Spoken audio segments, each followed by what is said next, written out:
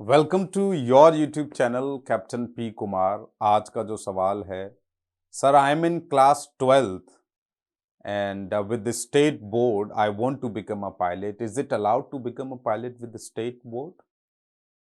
सो सीधा सीधा अगर आंसर की बात करें तो yes, this is definitely allowed. अब इसका प्रोसेस क्या होता है उसको समझने की कोशिश करते हैं। जो एलिजिबिलिटी आपकी होती है वो है 10+2 विथ फिजिक्स एंड मैथमेटिक्स। अब ये कौन से बोर्ड से है, इसको डीजीसी चैलेंज नहीं कर सकता। ये मिनिमम रिक्वायरमेंट है। अब आपका स्टेट बोर्ड हो, मैं खुद स्टेट बोर्ड से हूं, यूपी बोर्ड से मैंने 10+2 किया था और मैंने भी पायलट ट्रेनिंग करी, मैं भी पायलट हूं, तो आप भी बन सकते हैं। बिकॉज 10+2 क्राइटेरिया है। और तो और अगर आपने कोई डिप्लोमा कर रखा है और उसकी अगर इफ इट इज इक्विवेलेंट, उस डिप्लोमा वाला बोर्ड अगर ये लिख के दे दे कि ये डिप्लोमा 10+2 फिजिक्स एंड मैथमेटिक्स के बराबर है, तो भी डीजीसी इस चीज को एक्सेप्ट करता है। अब इसमें और बहुत ज्यादा आप लोगों को डीप में जाने की जरूरत नहीं है। तो सीबीएसई हो, आईसीएसई हो, आपका स्टेट बोर्ड हो, और सबसे बेहतर मैं आपको तरीका बता दूं कि भाई फिर भी एक दिल में रहता पता नहीं करेगा नहीं करेगा, अगर आप 12th में आप हो, 12th में अगर आप हो तो 10th के बेसिस पर आप अपना पीपीएल का कंप्यूटर नंबर अप्लाई कर सकते हो। तो अगर 10th उसी बोर्ड का एक्सेप्ट कर लिया है तो 12th भी आपका उसी बोर्ड को एक्सेप्ट करेगा डीजीसीए।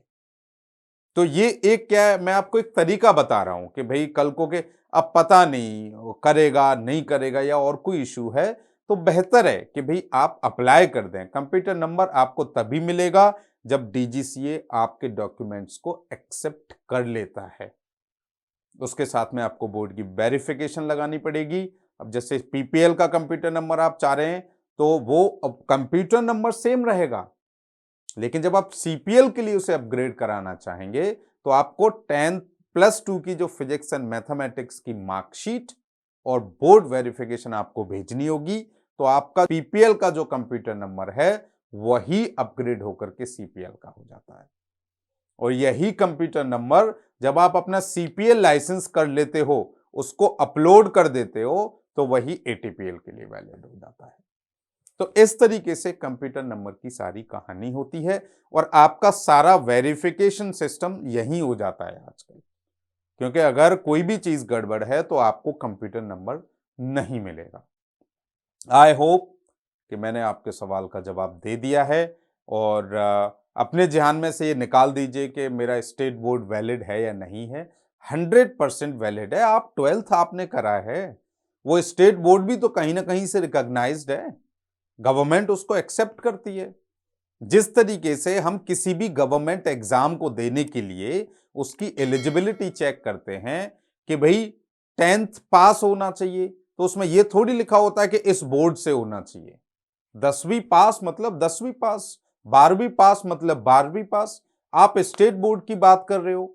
एनआईओएस जो national institute of open schooling है, उस तक को डीजीसी ने छूट दे रखी है कि भाई आप एनआईओएस से फिजिक्स और मैथ्स करके आ जाओ, हम तो उसको भी एक्सेप्ट कर लेंगे। बाकी और सारी चीजें मैंने आपको पहले ही बता रखी हैं। अगर फिर भी कोई क्वेश्चन है आपके दिमाग में तो you can connect me on Insta. मैं आपके सवाल का जवाब देने की पूरी कोशिश करूंगा। Thank you so much. Your captain P Kumar.